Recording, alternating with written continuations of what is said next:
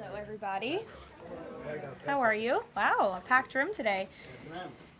Last night, the Trump administration faced another example of judicial overreach. Using his full and proper legal authority, President Trump imposed universal tariffs and reciprocal tariffs on Liberation Day to address the extraordinary threat to our national security and economy posed by large and persistent annual U.S. goods trade deficits. The United States has run a trade deficit of goods every year since 1975. In 2024, our trade deficit in goods exceeded $1 trillion. Everybody agrees this is unacceptable. President Trump is delivering on his promise to fix this problem, and he has taken a long overdue and much needed bold stance for American workers after decades of our manufacturing base being hollowed out. The president's rationale for imposing these powerful tariffs was legally sound and grounded in common sense. President Trump correctly believes that America cannot function safely long-term if we are unable to scale advanced domestic manufacturing capacity, have our own secure critical supply chains, and our defense industrial base is dependent on foreign adversaries.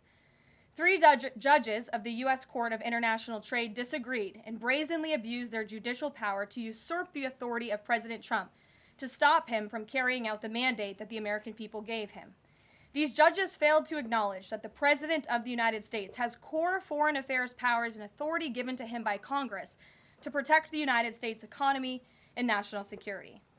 Congress had created the National Emergency Act to provide the congressional framework to strike down improper IEEPA use, and any questions over whether President Trump improperly imposed these IEEPA tariffs were already adjudicated in Congress following Liberation Day. Congress firmly rejected an effort led by Senator Rand Paul and Democrats to terminate the president's reciprocal tariffs. The courts should have no role here. There is a troubling and dangerous trend of unelected judges inserting themselves into the presidential decision-making process. America cannot function if President Trump, or any other president for that matter, has their sensitive diplomatic or trade negotiations railroaded by activist judges.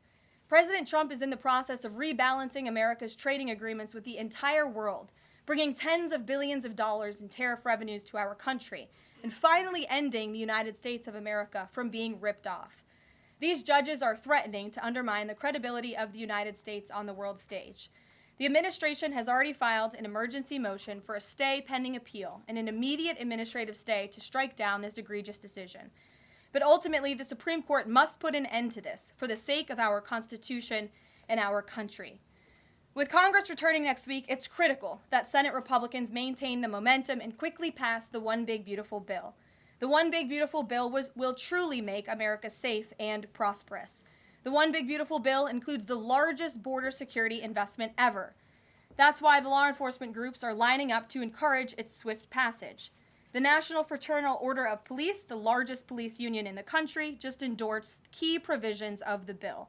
The FOP president announced their strong support, saying the One Big Beautiful Bill Act is more than legislation. It is a promise kept to the public safety officers across the country and a bold step toward an economy that respects, rewards, and uplifts the people who keep it safe.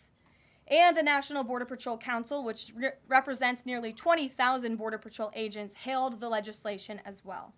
The group's president said this legislation provides a once-in-a-generation investment in the border security of our great country and will make America safer.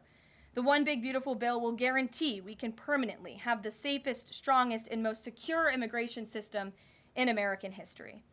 I also want to take the opportunity to debunk some false claims that have been circulating in the press about this bill. The blatantly wrong claim that the One Big Beautiful Bill increases the deficit is based on the Congressional Budget Office and other scorekeepers who use shoddy assumptions and have historically been terrible at forecasting across Democrat and Republican administrations alike. For example, just before Congress enacted the original Trump tax cuts at the end of 2017, the same CBO projected that growth would average a mere 1.9% over the next 10 years. However, by 2019, actual growth had surged to 3.4% once the Trump tax cuts went into effect, exceeding the CBO forecast by nearly 2 full percentage points. The CBO's latest forecast makes the same anemic growth assumptions as they did in 2017, missing the impact of the One Big Beautiful Bill. The CBO assumes long-term GDP growth of an anemic 1.8%, and that is absurd. The American economy is going to boom like never before after the One Big Beautiful Bill is passed. The largest middle-class tax cut in history, massive deregulation, and the most aggressive domestic energy exploration ever will fuel small businesses, further boost private investment, increase workers' wages, and supercharge economic growth. The Council of Economic Advisors has factored in the effects of all these pro-growth policies and estimated in their own analysis that growth will average 3% in the long run after the One Big Beautiful Bill is passed, which is nearly double the ridiculous CBO projection. This higher growth would result in $4.1 trillion in additional revenue over the next 10 years. Between the common sense spending reforms contained in the One Big Beautiful Bill and the robust economic growth that will be generated as a result of it, there will be no increase to the deficit. The same analysis from the CEA shows just how this historic package will unleash prosperity and ignite a blue-collar boom across America. But if the radical Democrats get their way and the One Big Beautiful Bill does not pass, Americans will face a whopping $4 trillion tax hike.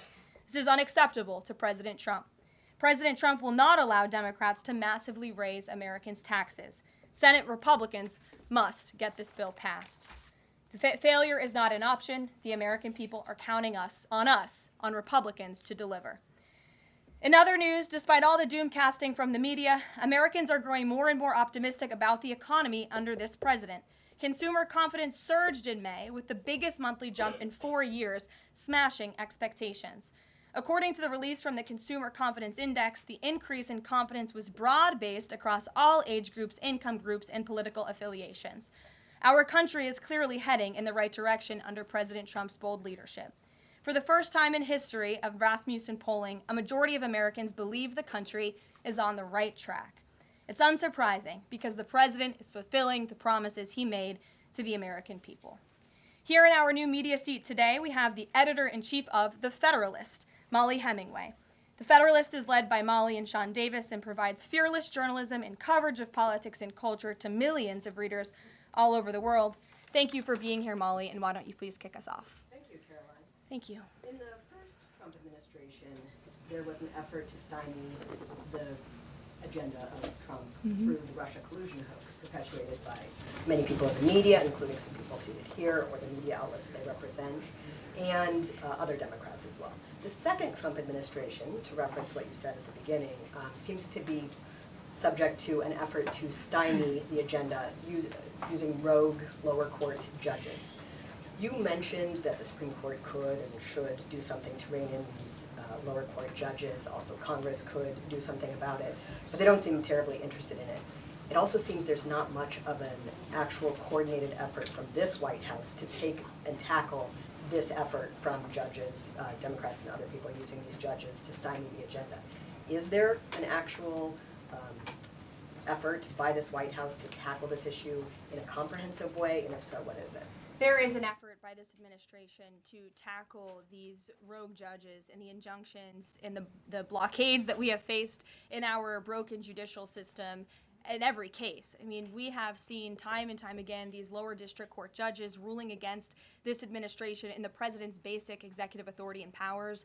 And this administration is fighting every single one of those battles in court, including already the block that came down from the tariff court, the IEPA court last night. And as on my way out here to the briefing room, I understand that there was another district court judge right here in Washington, D.C. who ruled against the president's tariff power. And I will get to the heart of your question, and I'm glad that we are addressing this in the room today, because nationwide injunctions ordered against the first Trump administration, Trump 1.0, account for more than half of the injunctions issued in this country since 1963. And President Trump had more injunctions in one full month of office in February than Joe Biden had in 3 years. And let me roll through some of these radical injunctions to paint the picture for the American people at home. These are not just talking points. These are real judges in the court of law who are trying to block the president's power and the policies that he was elected to enact. For example, a court ordered the Trump administration to return already deported terrorist aliens back to the United States. A court has ruled the Trump administration can't even temporarily pause our refugee programs. Courts prohibited the Trump administration from eliminating federal funding for child transgender surgery and mutilation, a practice that the American people overwhelmingly reject. A court also held that the Trump administration could not ban people experiencing gender dysphoria or mental health issues from serving in the military. Ridiculous. Courts prohibited the removal of transgender women from women's prisons despite potential physical harm to real women in those prisons, biological women. A Northern District of California judge issued an absurd ruling that the president cannot fire people within the executive branch without Congress passing a bill, even though Congress has expressly authorized the president through the Office of Personnel Management to authorize reductions in force across agencies. A court also ordered the Trump administration to rehire thousands of already fired employees in several cases. A federal judge blocked the Trump administration from defunding the Department of Education, another signature campaign promise that this president has the power to implement. Courts ordered the Trump administration could not eliminate funding for illegal DEI programs, hence the word illegal. These are illegal programs to begin with, and now the courts are trying to say this president can't roll them back. And a district court judge prohibited the president from issuing any categorical funding freezes. And then another court ordered on top of that the administration makes $2 billion of payments in 36 hours. These are just a few of the ridiculous orders that we have seen from lower district court judges every day, and we hope that the Supreme Court will weigh in and rein them in. But White House advisor Stephen Miller says it's judicial tyranny. Some people are calling it a judicial coup. You're saying you're responding to each and every one of these actions, efforts by these judges to delay or thwart the implementation of the agenda, but is there going to be anything more than that, or is it just going to let this operation continue, even though it could delay everything for years until the presidency is over? The administration is operating under the directive given to from the president that we need to comply with the court's orders. He's made that very clear, but we're going to fight them in court, and we're going to win on the merits of these cases because we know we are acting within the president's legal and executive authorities. And thanks for being here. Gabe. Thank you, Karoline. Question on tariffs, but first actually some foreign policy news, some Sure. breaking news. Some local Israeli media is reporting that Prime Minister Netanyahu told hostage families that he's accepted a 60-day truce offer. So can you confirm, have Israel and Hamas agreed to a truce? I can confirm that Special Envoy Witkoff and the president submitted a ceasefire proposal to Hamas that Israel backed and supported. Israel signed off on this proposal before it was sent to Hamas.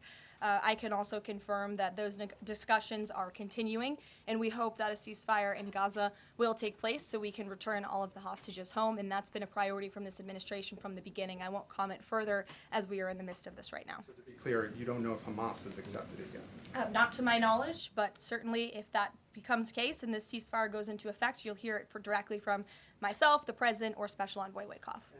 On tariffs, Kevin Hassett earlier this morning, he brushed off a legal ruling and called it a hiccup, and he said that trade deal negotiations would continue. Why would other countries continue these trade deal negotiations given the ruling? Because other countries around the world have faith in the negotiator-in-chief, President Donald J. Trump. And they also probably see how ridiculous this ruling is, and they understand that the administration is going to win, and we intend to win. We already filed an emergency appeal. We expect to fight this battle all the way to the Supreme Court. These other countries should also know, and they do know, that the president reserves other tariff authorities, Section 232, for example, to ensure that America's interests are being restored around the world. But I can confirm that our ambassador for trade, Jamison Greer, already heard from countries around the world this morning who said they intend to continue with these negotiations. Peter. Thank you, Karoline. So many of the president's plans right now are being blocked by courts. If the courts are going to be the ones who are shaping policy, does the president wish he would have just become a judge instead? I think the president would take this job over being a judge, and certainly the president is acting within his authority. He wishes judges would do the same. But so the courts are basically telling you guys they think that the White House's policies, the president's policies, are in some way against the law. So why can't President Trump ask the Republicans that control the House and the Republicans that control the Senate just to make a new law? Well, these laws have already been granted to the president by the Constitution and by laws that have been previously passed. I'll give you another example. For instance, we've been blocked in court for the revocation of visas from individuals who have the privilege of studying in the United States of America. Secretary of State Rubio has simply used his authority to revoke those visas, to revoke that privilege, and we've seen the courts try to block that. So if these judges want to be the Secretary of State or they want to be the president, they can run for office themselves. It should be the other way around. But all of the actions the president has taken rely on legal authorities that have already been granted to him by our nation's existing laws. And on a different topic, there are some folks in President Biden's inner circle, who are now in talks with Republicans in Congress to give interviews about how they may have handled President Biden's decline.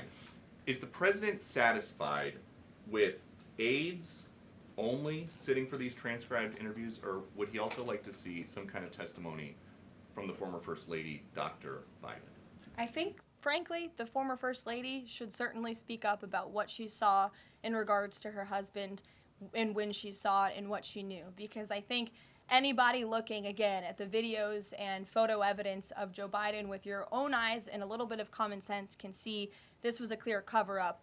And Jill Biden was certainly complicit in that cover-up. There's documentation, video evidence of her clearly shielding her husband away from the cameras. They were just on The View last week. She was saying everything is fine. She's still lying to the American people. She still thinks the American public are so stupid that they're going to believe her lies. And frankly, it's insulting, and she needs to answer for it. Ouija. Thank you, Caroline. President Trump was asked what he thought about Elon Musk's claim that the big, beautiful bill increases the budget deficit and undermines the work of DOJ. And the president didn't actually comment on those remarks. He just talked about the need to support the bill. So what does the president think about what Elon Musk said? Well, the president is very proud of the one big beautiful bill, and he wants to see it pass. He wants the Senate to get to work on it and send it to his desk as quickly as possible.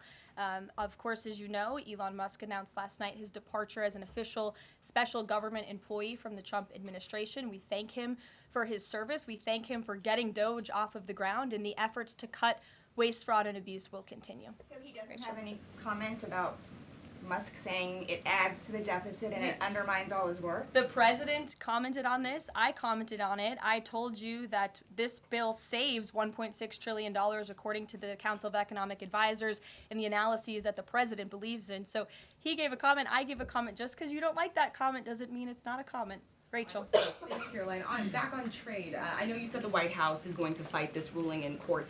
Is the administration actively reviewing other avenues, other options to carry out the president's trade policy? The president's trade policy will continue. We will comply with the court orders, but yes, the president has other legal authorities where he can implement tariffs. However, it does not dispute the fact that the president was right to declare a national emergency when it came to fentanyl and when it came to our crippling deficits and the lack of critical supply chains here at home. That is the reasoning for the president's tariffs. And the court didn't dispute those facts, by the way. And there have been other courts that have reaffirmed the president's position. In fact, a ruling in federal court earlier this month shows that the administration is in the right, said we will win on appeal. A federal district judge in Florida ruled that IEEPA, in fact, does grant the president the authority to unilaterally impose tariffs. And 20 years ago, I will add, they are not a court, the New York Times editorial board responded to the January 2005 trade deficit of $58.3 billion by writing an editorial entitled Dangerous Deficits. And since then, our trade deficit has more than doubled. The U.S. trade deficit in January totaled a whopping $131.4 billion. So people on both sides of the aisle, pundits, lawyers, legal scholars, politicians have all agreed that it is a national emergency, our trade deficits and our lack of critical supply chains here at home. It's just President Trump was the first president to actually act on it, to restore that wealth and that prosperity to the United States of America. And it's very unfortunate that the courts are now blocking his attempts to do that. Has the administration then reached the point where you are actually asking your economic advisors to start reviewing other avenues to implement the president's trade policy, or do you want to just see this legal process take place for now? We can walk and chew gum at the same time. We are doing both. Josh. The Fed says the president met with the Fed chair earlier today. I'm wondering if you can give us any readout of that meeting. The Fed also says that they discussed the economy.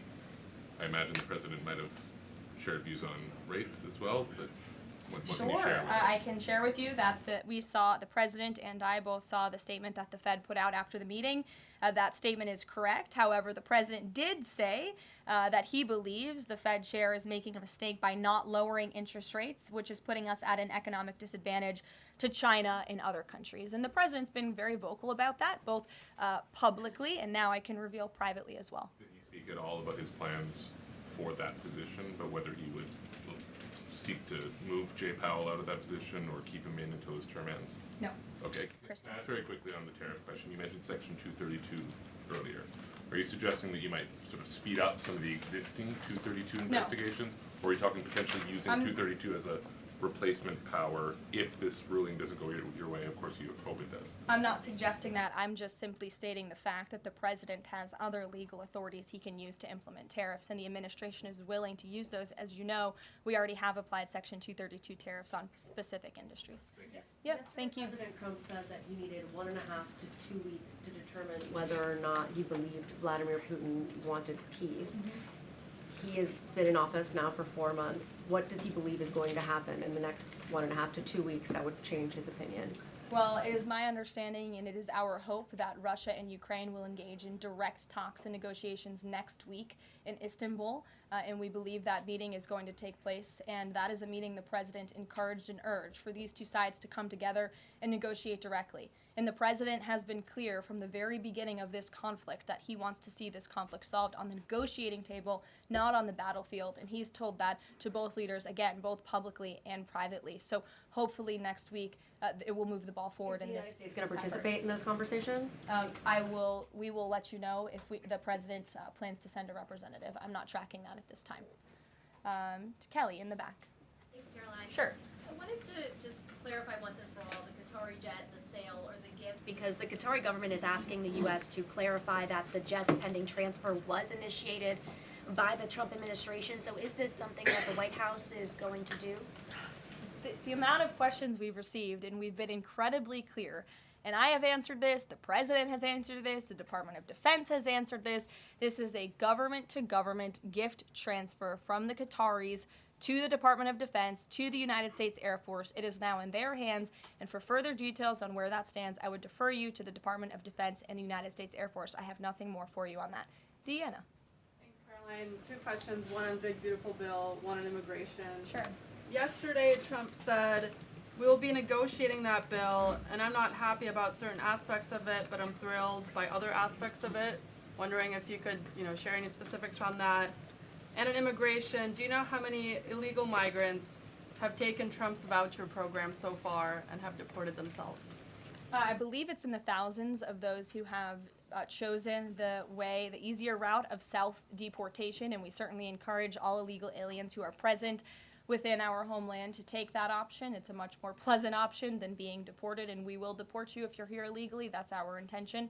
As for the first question, what the president was speaking about is how this is a great bill. However, it has come as a result of a hard negotiation. It's difficult to get things done on Capitol Hill, but thanks to President Trump, this bill is moving in the right direction.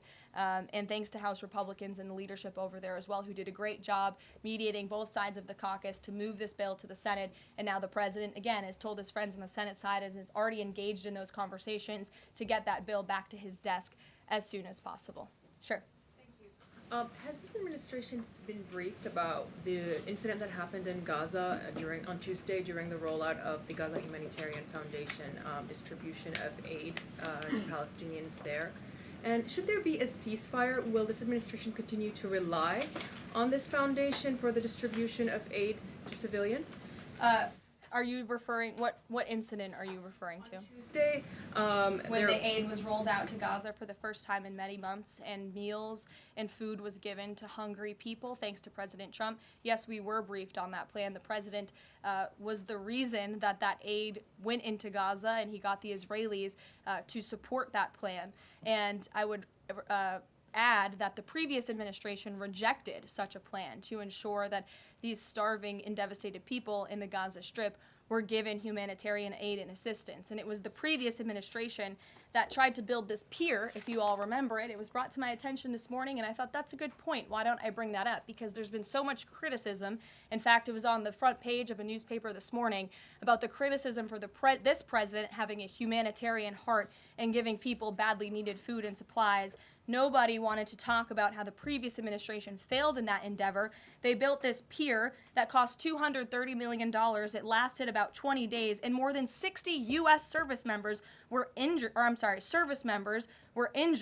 as a part of this floating aid pier that did nothing for the people of Gaza. The president is opening up his humanitarian heart to get aid into the region while his team simultaneously negotiates a ceasefire and the return of all hostages. We are moving the ball forward in a positive direction for all people. The president wants to see peace for all people. Jasmine. Next so much, Caroline.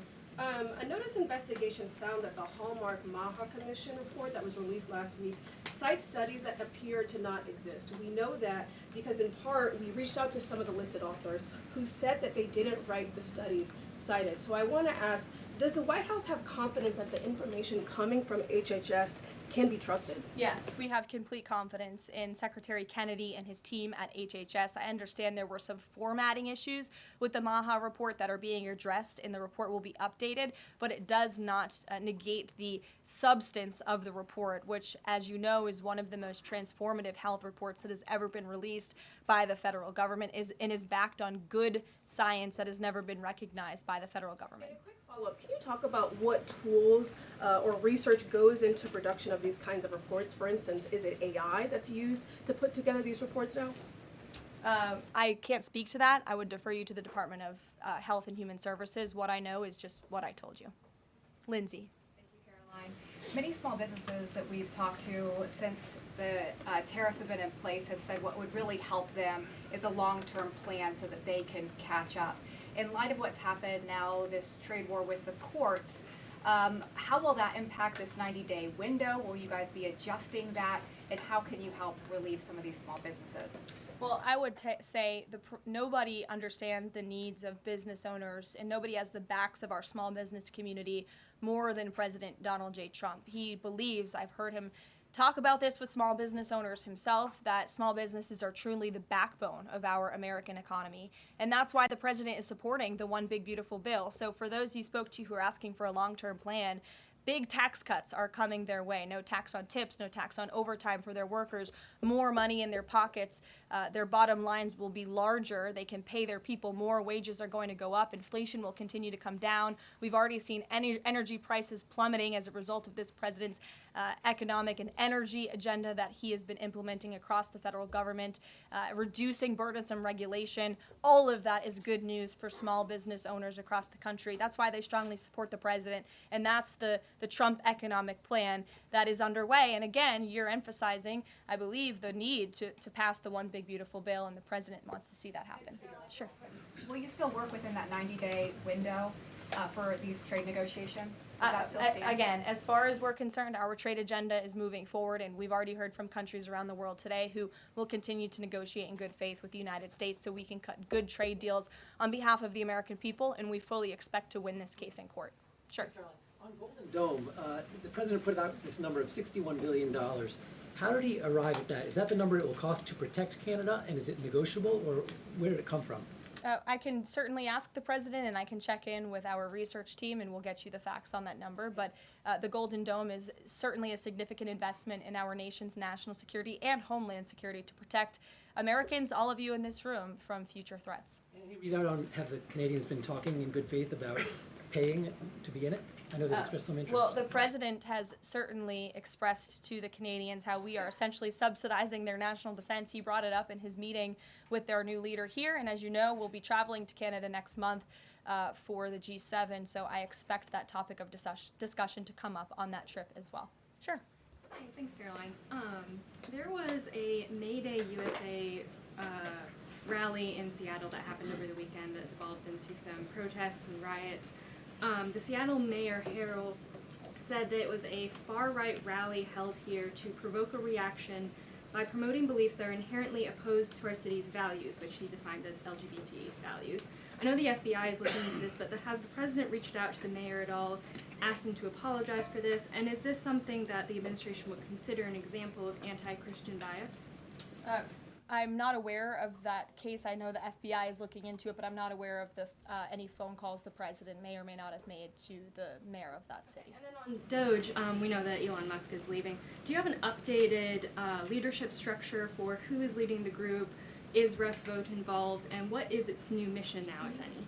Well, the entire cabinet is involved, and I spoke to the president about it this morning, and the entire cabinet understands the need to cut government waste, fraud, and abuse, and each cabinet secretary at their respective agencies is committed to that. That's why they were working hand in hand with Elon Musk, and they'll continue to work with the respective Doge employees who have onboarded as political appointees at all of these agencies. So surely the mission of Doge will continue, and many Doge employees are now political appointees and employees of our government And to the best of my knowledge, all of them intend to stay and continue this important work. Is there a Doge leader taking the place of Mr. Musk?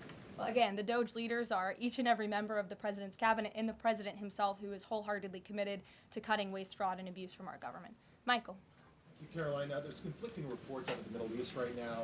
Saudi television network Al Arabia is saying that Israel and Hamas have agreed to a 60-day ceasefire. Sources with Hamas are saying that has not been agreed to. If and when that does happen, will we expect to hear something from President Trump announcing that? As I said earlier, yes, indeed. If there is an announcement to be made, it will come from the White House, the president, myself, or Special Envoy Witkoff. Caroline, one big beautiful bill. The president says he's not happy with all aspects of it. What changes would he like to see be made, and can this bill be both big and beautiful? It is a one big beautiful bill, as the name rings true, and the president, as I said, is currently working with his friends in the Senate who have some recommendations for the bill. Those negotiations and discussions are continuing, but the president's ultimate priority is to get this bill back to his desk for signature. And the president's priorities in this bill are non-negotiable in terms of the tax priorities he wants to see and the large tax cuts in the border investments that are currently in this bill. He is not going to allow them to go away for the American people. Sure, go ahead. Yes, I wanted to ask you about, has the president spoken to any of these foreign leaders about these agreements that have been reached, specifically the case of the United Kingdom that already has an agreement in place after this decision of the court in New York? Has the president talked to foreign leaders about what? About the court decision in New York. Which court decision in New York? The trade court. Oh, the trade court decision. He did speak to the leader of Japan this morning, and he said that was a very good call and a good discussion. And as I said, the president's cabinet, Secretary Lutnick, Secretary Bessent, and Ambassador Jameson Greer have all been in touch with their counterparts in countries around the world to let them know the United States will still be at the negotiating table, and we still expect countries around the world to treat us fairly. Again, I will just close by saying that how ridiculous it is that we have been ripped off, our middle class has been hollowed out, our manufacturing base has left and gone overseas, jobs have been offshored, and now no court did anything about that. No court did anything about hundreds of thousands of people being put out of work, about thousands of factories being closed down, about our deficits going to dangerous levels, as the New York Times has said. But now a court is trying to stop a president from trying to correct those wrongs of the past. And this administration will continue to do that. It's a promise the president made to the American people, and it's a promise they elected him on. We will win this battle in court, and the president will implement his America First trade policies. Thank you, everyone. Is the U.S. Steel situation tomorrow to speak? I can tell you the president greatly looks forward to going to Pittsburgh, Pennsylvania, where he will discuss this historic deal and discuss American jobs and American steel, and we hope to see you all there. Thanks, guys.